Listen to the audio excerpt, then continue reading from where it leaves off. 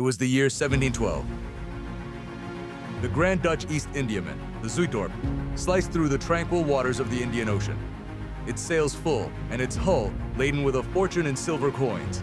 Bound for Batavia, the jewel of the Dutch East Indies. Its voyage seemed blessed by calm seas and fair winds. But the ocean is a fickle master. As the ship strayed off course, the clear skies gave way to an ominous, churning darkness. A tempest of unimaginable fury descended, swallowing the vessel in its wrath. The air cracked with thunder, and the sea, once a serene mirror, rose into monstrous, roaring walls of water, beginning a desperate fight for survival. The Zuytdorp was now at the storm's mercy, tossed about like a child's toy.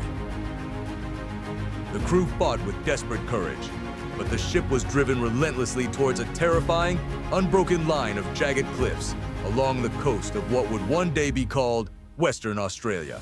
The sound of the waves crashing against the stone was a deafening roar, a prelude to the inevitable. With a final horrifying shudder, the Zuytdorp met its doom. The majestic vessel smashed against the unforgiving rock face, its timbers groaning and splintering. The impact was catastrophic, a brutal end to its journey, as the ship was torn apart by the relentless surf. From the chaos, a handful of survivors staggered ashore, finding themselves stranded on a desolate, windswept beach at the base of the immense cliffs. They were alone, thousands of miles from any known European outpost, castaways in an unknown land. In a desperate bid for rescue, they gathered the splintered wreckage of their once proud ship. They built a massive bonfire, a pyre of their lost world, and set it ablaze. Thick columns of smoke spiraled into the vast empty sky, a hopeful signal sent out into a seemingly indifferent wilderness. A plea for a rescue that would never arrive. The smoke signals eventually faded, and the survivors vanished from history. But their story did not end. Generations passed. Later, European explorers and settlers in the region recorded encounters with Aboriginal groups who displayed unusual characteristics. Lighter hair, fairer skin, and blue eyes. Whispers and legends grew around these accounts.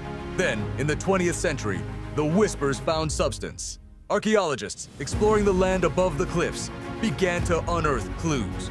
They discovered remnants of campfires and, astonishingly, a trove of 18th century Dutch coins and artifacts scattered across the earth, tangible links to the Zuytdorp's lost souls.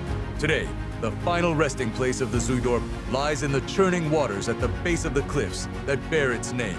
It is a protected wreck site, a submerged tomb where the sea still guards its treasure. Glimmers of silver coins can be seen scattered across the seabed, the last vestiges of the ship's immense wealth, slowly claimed by the ocean. The enduring legacy of the Zuytdorp and its survivors is etched into the landscape itself. As the sun sets, casting a golden glow over the vast, imposing Zuytdorp cliffs, one can't help but feel the weight of this centuries-old mystery. A haunting tale of survival and silence on Australia's treacherous coast.